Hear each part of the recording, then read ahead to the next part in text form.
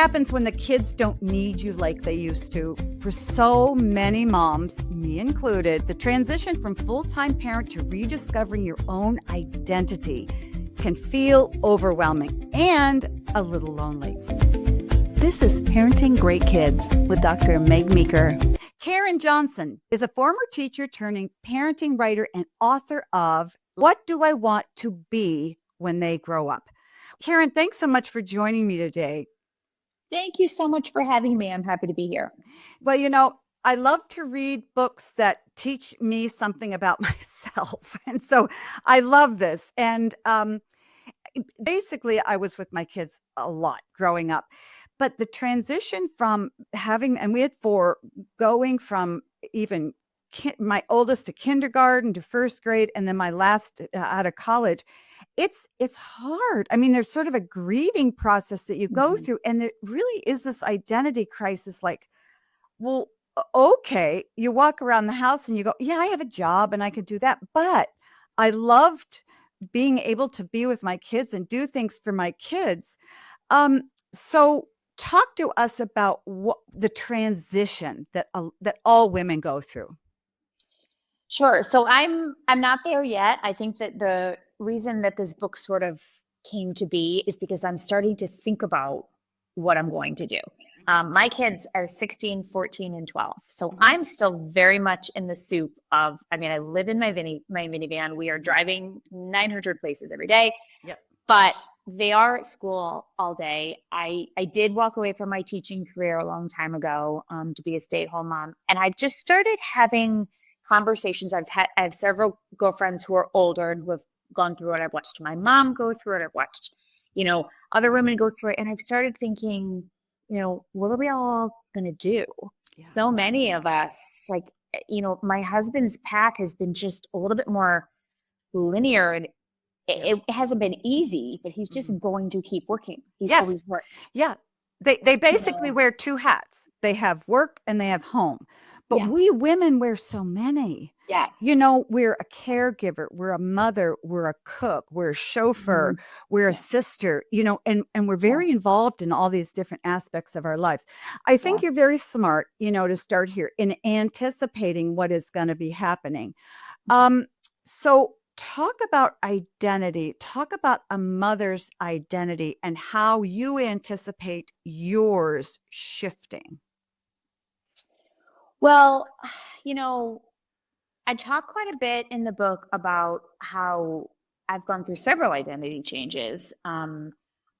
My transition to stay-at-home mom life was abrupt and not at all how I thought it would be. I did choose it. It wasn't forced upon me, but it wasn't what I loved teaching. I expected to be a working mom. I was pregnant. We were moving to a new state. I had full intentions of being a working mom. And then I just sort of veered off course and we decided to take a different path. So there was a huge identity shift there to go from professional with a master's degree, an income, all just suddenly this whole new life. And it was so difficult in so many ways. And I didn't know for years why it was so difficult. And it wasn't until I started doing a lot of self-reflection and learning about myself that I started realizing, oh, that's why it was hard. And that's why it was hard. And that's why it was hard. So as I start thinking about this next change, I'm being, let me learn from this other time in my life when I feel like the rug was pulled out from under me and I was so unsure of myself. Why is this not how I thought it would go? I think I'm just I owe it to myself to be a little bit more prepared this next time because I know it's going to be hard. I am completely consumed with my children's lives and everything that they need from me. I am on standby for everything all the time. And then it's going to be quiet. I'm going to have huge chunks of time where I'm not quite as needed. And so it's really for me more about just let me learn about myself now, figure out where I need to thrive as a person, as a mom, as a professional, as a wife, as a friend, and start doing the work so that, I don't know if there will be this moment where the last one drives away and it's like in a movie. I'm sure it's simple as that, but it happens. It's coming. This time is coming my way, and so that's kind of where I am. Well, And I think we kind of get prepared all along, and I was saying when our oldest went to first grade, that was tough for me. I had three others at home, and people would say, why in the world weren't you happy? Well, not really. I really like being with my kids. It wasn't so much that I wanted, I just really enjoyed being with them. And then the last went off to kindergarten and to first grade. And there is this hole. Um, the jolt for me was very similar to the jolt that you had. The biggest jolt I had, I think, is that I was doing my residency, working crazy, 90 hours a week. Okay. I was young. My husband was home with two of our kids. And then we had decided when I was done, I would stop and be home full time and he would go back. So I went from working 90 hours a week in Milwaukee to moving to Massachusetts. He's working 90 hours a week. I knew nobody, and I'm not a doctor anymore. I hit a depression. I will tell you. Oh, I was absolutely. depressed. I was really depressed because I didn't have friends. Nobody could identify and I kept thinking, what's wrong with me? Yes. I love Yes, because being you're with my supposed to, I'm yes, you're supposed to supposed to be be thrilled. fulfilled. Yes. Yes. And Yes. I'm thrilled, but Exactly. but being a pediatrician was in my blood. I mean, it's Yeah. just, it Yeah. still is there. And I love being a mom. But that transition, I think, is really hard. But I think all through the years, as your kids are growing up, you do this sort of letting go and then letting go and then really letting go. And so I think it makes it easier when they finally go away. Yeah. Um, and to realize that there's a lot of fun ahead of that. I will tell you, there's nothing greater than having your adult kids be your friend. It is Yeah. so much fun. You can go to Italy Yeah. together. You can drink wine together. I mean, it's fun. Yeah. It's Yes. just really, really fun. So, okay. So talk about during the transition, whenever you shift from make a major life change, for you moving and then Mhm. leaving your job and now you're home full time with your kids. Is there a grieving process that goes on before you move ahead, do you think? I mean, I think so. I don't think I experienced that when I became a stay-at-home mom because I was really excited and I Mhm. expected to love every minute of it. So I worked until the day before my first son was born, as many of us do, because we're Oh my, given yep. Yeah. Yeah. such maternity leave. So he was born in November. I was a teacher. I worked until the day before he was born. And I was going to have to go back and finish the school year. My husband was a full time student, and I was carrying us on insurance and things like that. And so I knew that I had, X number of days for maternity leave. So that's what so many of us do. So I definitely, I mean, I was so excited. I had wanted to be a mom my whole life. I mean, I Mhm. could not wait for this. And the grief for me came after he was born very quickly in waves because I didn't love every minute like Yeah. I expected to. And like you said, I think a big part of it was I used to be this teacher in this bustling, busy building with all of these kids in front of me discussing literature and theme and character development and having these intellectual conversations. And now I'm just hanging out with this little blob child who's adorable, but like doesn't really And he's do throwing up all over you. it. And it's And, like you don't have nice clothes on anymore. I mean, what is the deal? And you're all by and it yourself. was Yeah. and it was the absence of intellectual stimulation that I did not realize how much I needed that. Mhm. And I just remember looking at the clock some days at like 10 o'clock in the morning and being like, what are we going to do all day? I Mhm. mean, how is this not this overwhelmingly fulfilling, and so that's when I think sort of the grief started happening with me. And so that's why I think I do anticipate now having grief when my kids are all gone. I know that that will be hard. But I'm trying to stay ahead of it a little bit by, like I said, kind of preparing and learning about some steps that I can take now. The teenager thing, I have a lot of friends who also experience grief because the teenagers, I'm really lucky. My kids still very much want to hang out with us. So I really love that. They're teens. They're off in their room a lot with the door closed and we give them their space. But, I was trying to watch Friends last night and just zone out because I was so tired. And she just plopped down right next to me at like 10:45 and wanted to chat. And I was like barely awake. Yeah. But I was like, okay, we're Yep. hanging out, She wants to like talk. Wake up. your Exactly. Yes. personality. So yes, actually have a chapter on motherhood grief. And I think, when you think of the word grief, people always think of death, or they always think Mhm, of these. There's so many other pieces, and it could just be, I mean, truly, like you're talking about kindergarten and first grade. When my oldest, every time that oldest does anything, it mhm. really rips my heart out because it's our first time through. Yeah. So when he went to kindergarten, I sobbed. I mean, I Mhm. was inconsolable. And then when my other two went, I was a little bit more like, okay. And then when he went into high school, the summer before he went, I mean, he's not leaving, he's still here. But just the fact that this is it, this is the last 4 years, I Mhm, cried all summer. mhm. And now he's a sophomore. And every time we talk about college, I get very like, oh, here it comes. Here comes Yeah. the emotions. Yeah. And so, yes, I think I talk about how I think it's really important with grief that we sit in it, we let ourselves feel it. I Mhm, think there's also so much value in talking to moms that are ahead of us down the mhm. road that can sit with us and hold our hands and be like, let it out, have a Yep, cry. exactly.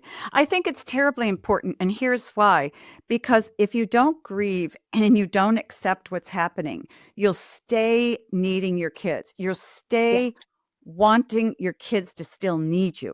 And I can't yeah, tell you how many times I hear that. Well, my kids still need me even though they're 21. No, they shouldn't. yeah. Not in the way they used to. You need to Mhm, cut them, particularly boys. If you don't cut them and let them go, and put that distance between you, which is very, very painful, they will be gone for good. But if you let them go and say, you're on your own, you're doing everything, you're going to do your laundry, cooking, whatever it is at college, call me once a week. mhm. Then they feel like, oh, good. And then they'll want to be back with you. But so many times I think out of our own neediness, Yeah. we just want to hang on and hang on. You're right about the emotional load. You talk very candidly about guilt and shame and anxiety in motherhood. How Mhm. how can mothers stop internalizing all those emotions and start just giving themselves some grace?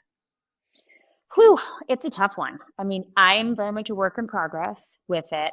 Um, one of the things that I talk about quite a bit, I have learned so much in therapy, and I'm a therapy for life kind of girl. I Mhm, know that it's not feasible for everybody financially and time wise and all that, but there's so much value in learning about yourself, whether it's through just self reflection or talking to somebody. But one of the things that she taught me was I catch myself and she says that I have to stop shoulding myself. I right. should blink. I should not blink. And then I started touching shame. I should not be this emotional about this. I Mhm, should be farther along in my healing process about this. And she says, this is what women have. We have to stop shoulding ourselves. Whatever we're feeling, whatever stage we're in of healing or grief, whatever, just being there yeah. in that. And motherhood is painful. Mhm, It's really hard. I mean, when I had to walk away and leave my firstborn kindergartner in class, I remember just being like, well, like, do I just go home now? Do I just right. turn away and walk out and Right. leave? I had never not it been either, even if the grandparents had him for like the day growing up, they would still check in with me. I had never not had access to him for that many Exactly. Yeah. in his No. 5 years Yeah. of life.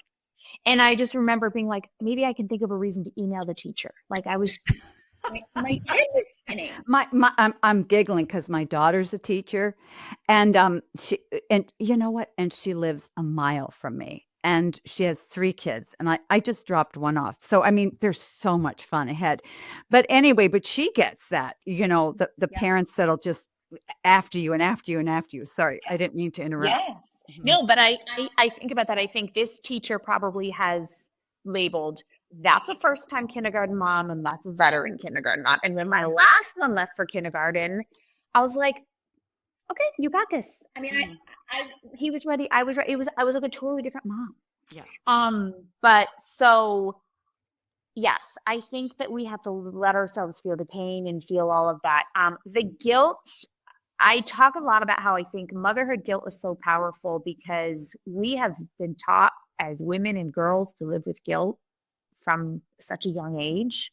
Yeah. And so by the time motherhood guilt comes around, we almost just embrace it. Like it's We're just this pros. We're natural, pros at it. yes, Yep. Mhm. natural Yeah. progression. Like, of course I'm going to feel guilty. And Mhm. so, I talk about like how like you see these zombie moms like shuffling through parent teacher conferences and they're just drop dead exhausted because Mhm. they've been up since 4:45 this morning and they've worked a full day or they've been with their little ones a full day and have dinner cooking on the stove and then the uniform is in the wash because I'm making and they're just the wheels are spinning and they're dragging themselves through and they just feel so much guilt if I don't also Mhm. volunteer for the book fair or oh, Mhm. what if I miss the little tiny fifth grade musical that my kid Right. probably doesn't even want to be at tonight or Right. whatever it is. Right. And I talk about how I have a wonderful husband who's the best dad in the world, but I don't think dads usually feel the dad guilt as much as moms feel mom No. guilt, No. or at least No. they Yeah. with it better. I don't know, but Yeah, you know, I don't think they do because I don't think they put the expectations on themselves that mothers put on their selves. And I think the reason is we have lived with a lot of peer pressure, our own peer pressure. And we compare what we're doing with what other mothers are doing. And yes, we're convinced they're doing it so much better and we need to do what yep. they're doing. And there's no end to it. There's just Oh, no no, end. We've got to no, feed them better food. Everything needs to yeah, be organic. We've got to have water filters. We've got to have the right tires on our car. You name yeah, it. And there's no end. And so feeling guilty is just it just sort of sucks the life out of you. yeah. And I think, even sometimes I tell mothers, if you have a toddler, I said, if your kid is 2 or 3 years old, if he's alive at the end of the day, you've won. That's all you need to Yes. do. Oh my Keep gosh. keep your I kid alive. wish Just keep him alive. Yeah. I wish I could go back and find myself when I was in those baby days. I had 3 kids in 5 years. And I mean, I got home with the last one. I had a 4-year-old and a 2-year-old and a newborn. And I just want to go back and find her and like take my face in my hand and be like, you're doing a good job. Mhm. Like Mhm. it is okay. All of my kids were late to potty train. I don't know where we went wrong, but we could not. These people who would do it in like 48 hours, I would want to scream when I would Yeah. hear that. I'd be like, Yeah. are you kidding? I mean, Mhm. we were just everything. Like there are just so many opportunities for me to constantly feel like I was failing. I Yeah. look back and I'm like, I was a great mom with Mhm. great Mhm. kids. Like the outside world could look at us and be like, she's doing it. She's Mhm. fantastic. She's doing great. But I didn't And pan out. and who cares if your house is a mess? One day it will be clean. And Yeah. if you don't get enough rest, it's terrible, terrible. And I do think that self-care is extremely important for mothers because I Mhm. think the number one factor that prevents them from doing a better job parenting is exhaustion. Uh-huh. Because they go to bed too late, they don't sleep well, you'll have a 2-year-old child who's up 3 times in the night, and it's like, Mhm. "No, you know what? He doesn't need you as much as you need your sleep. So Yes. let's take care of you." I mean, he's Yeah. 2, he'll be fine. Yep. But I Yeah. think we just don't, cut ourselves enough slack, and I encourage mothers, sort of pick 3 things that are really important to you and just get those done each day and forget Mhm. about all the rest. Yeah. You're not gonna maybe have time for yourself. You're not gonna get all the laundry done. Your kids are gonna eat fast food sometimes. You're not always gonna follow through with your discipline. Forget it. I mean, Yeah. who cares? You talk about friendship and community, and how do relationships shift for mothers as they move from that what's next phase? And how can Mhm. we build stronger friendships with women because our friend groups change as well Mhm. when we go into a new phase. So Yeah. how do we capitalize on that and build strong friendships with new women? I think there's a couple things like you talked about the comparison. The comparison trap is so toxic, and I think Mhm. that really prevents a lot of great friendships from flourishing. If you are friends with a woman and you feel a connection, but you're going to compare yourself to her and Mhm. allow your self worth and your views on your own mothering to be impacted if you're comparing how.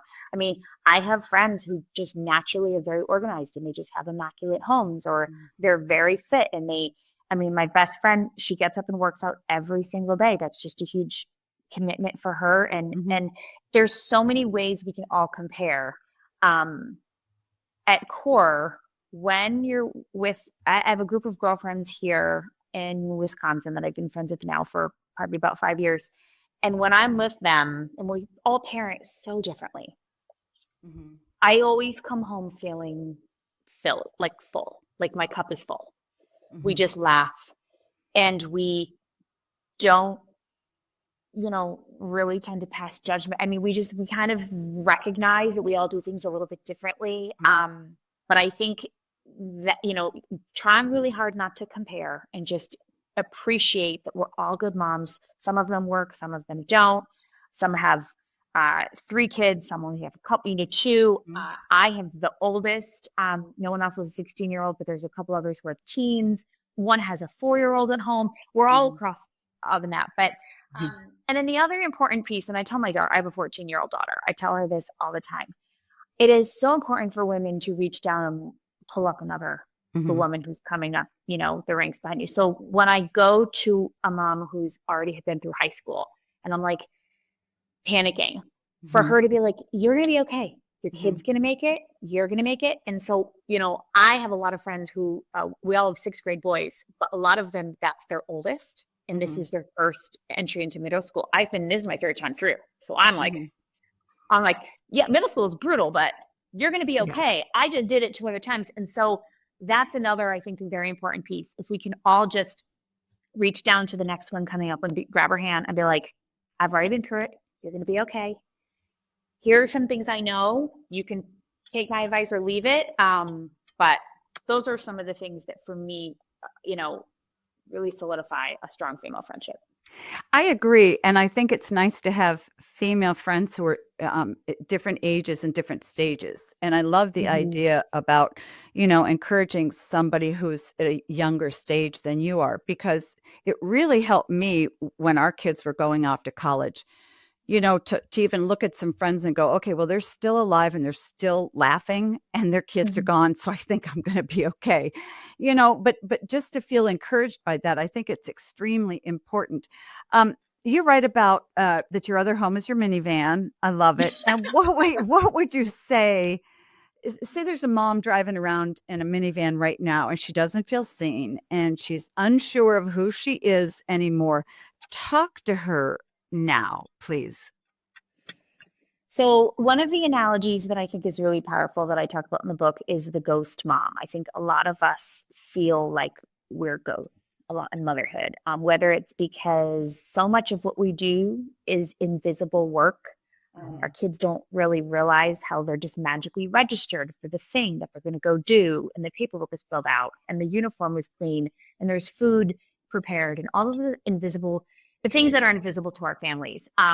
And because we put so much of ourselves in the back burner for so Mhm. long that Mhm. we often will feel like almost like an apparition in the background. Mhm. And when you feel invisible or unappreciated or just maybe a little bit taken for granted at times, which sometimes happens, I think there's value in, I talk about putting color back into your portrait.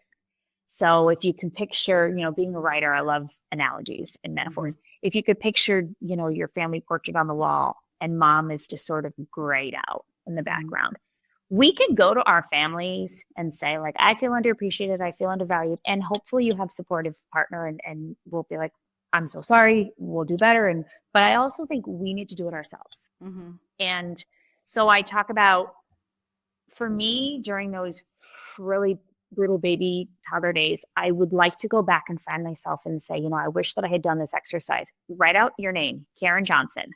Mhm. Who is that person other than mom when she's not mom? Mhm. And, Karen Johnson loves to write. Karen Johnson loves to read. Think about who you are and then go do something with her. Go Mhm. spend the day doing something with Karen Johnson, who you are outside of motherhood, and just sort of like whether it's a passion or a hobby or something that you haven't been able to dedicate your time to, and try to put your own color back into your portrait. Because I think sometimes if we wait for other people to do that for us, they may not, one, know that we need it, Yeah. and two, may not realize how to do it. Yeah, exactly. Putting color I love that analogy because it's perfect. You know, everybody in the family has different colors and they're vibrant, and there we are just in the background, sort of on fade. And that's how we perceive ourselves. And I think we've Mhm. got to step out of that. You talk about dreaming again, giving ourselves permission to dream.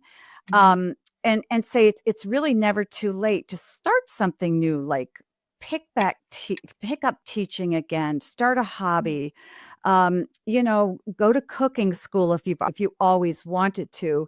But sometimes we just don't want to give ourselves permission to do that. But hanging on to a big part of ourselves that is not the mother is extremely important, I think. Mhm. Yeah, I mean, especially like you said, if we don't, when we finally have these long hours and days where maybe we're not quite as needed by our kids, if we don't take those opportunities to maybe put ourselves in the spotlight a little bit, do something for ourselves, the worry is that we would continue to be latched onto our kids in an unhealthy way, you know? So it is hard because you have to let them go. And then you have to make, okay, now what's next for me? And so if you have a thriving career and you're like, I'm just going to continue thriving in my career, but for so many of us, especially if you went the stay-at-home mom route, there is sort of a what now question. Um, I watched a really close friend go through it a few years ago, and she really struggled, and she was very open about her struggles. She ended up, realizing I have to do some things for me. So she went back to school. She was volunteering for a bit. She started a book club, and I've watched a lot of women sort of just dabble in some things, and I think that's okay. You don't necessarily have to have it figured out. You Right. know, Yep. I was chatting with somebody the other day about how women and mothers have so much pressure, we have so much on our shoulders for all these years. I don't think this should be another thing to No, carry, like a no. burden. Mhm. It really should just be like a gift that you give yourself. Like, I'm going to just start thinking about what I might want. Mhm. Um, and it might be something huge, like a career that I'm just throwing myself into, or it might be something I'm just going to volunteer a couple days a week and fill my cup in that way. Yeah. Um, but yes, I think absolutely You know, that self-reflect. and I love that you say that we should give ourselves freedom to do something that we just enjoy, that we haven't been able Mhm, to do for years and years. And when mhm, you said that, I thought about this is crazy, but one of the things that really relaxes me is I knit. I love to knit and watch Matlock reruns. Now, you know what? It's just what makes me happy. So yeah. I do it. For some women, it's going swimming, you know, 3 Yeah. times a week. But to Yeah. give ourselves permission to not always have to be excellent at something. Yeah. In your writing, you use humor a lot, which is so helpful because Yeah. being able to look at ourselves and other people and just go, you know what? It's really not that big of a deal and it's kind of funny too. Mhm, Because life is really hard and a lot of it is hard enough that you just really have to pepper it with some humor and mhm. um, so leaving, if you had one piece of encouragement to a mom younger than you, well, or a little older who's facing a big life shift, take yourself Mhm, back to leaving teaching. What mhm. would you tell that young Karen? Um, I mean, I do focus quite a bit on learning about yourself. I think if you're in the baby toddler days, I don't think there's much mental capacity for a mom to do much self-reflection. She's in survival No, mode. no. Um, it depends on what stage you're in. If you could learn Mhm. a little bit about yourself and really identify what your top three like core needs are that would help you thrive, I think that's so impactful. Knowing now that I need quiet time and peace and quiet to myself, alone time, and that I need intellectual stimulation. Having known that 10, 15 years ago would have been monumental in my mental health Mhm. journey, but I didn't Mhm. really know it. But if you don't really have the capacity for that level of self reflection, giving yourself grace and, like, you said, taking that comparison piece out. If your kids smiled today and feel loved and safe, you're doing a good job. I often will tell moms, write it on a post-it. I'm a good mom. I'm doing a good job, and put it on your mirror. just so you can physically read it. Just that affirmation for yourself. And don't be a martyr. It's the self-care thing is tough because I think a lot of people think I don't have time, I don't have money, I don't have somebody to watch my kids, I just can't do the self-care. And I totally get that. But that doesn't mean you need to exhaust yourself. If your kids are napping and your house is trashed, sit down and watch Netflix. Exactly. And do not feel a second of guilt. Do not feel a second of guilt. Your house it'll get clean again, it'll get dirty again. Let it go. It just let it go. But and I would encourage mothers too, just figure out one thing that you need that makes you feel relaxed and calm, and allow yourself to have that. Like you said, though, if you've got a little one and your brain is mush every day because you never sleep, give yourself the grace to say, you know what, I'm just going to get through the day. I'm just going to get through the day. And there will be a day, when I can do some of that self-reflection. This has been wonderful. My guest has been Karen Johnson. She wrote, "What do I want to be when they grow up?" And I brushed my hair today. Karen, thanks so much for joining me today. Thank you so much. This was so fun. Many professionals invest in an executive coach for personal development and a trainer for physical fitness. Now you can hire me, a best-selling author and expert coach, to help you raise great kids. I have over 35 years practicing pediatrics and an extensive experience decoding what your kids need and think about you. I've helped countless parents just like you. You can talk directly with me through private or group coaching. I'll listen and provide a customized plan to help you be the best dad you can be. Sign up now through the link in the episode notes. Your kids are counting on you. Let's make your family's future brighter together.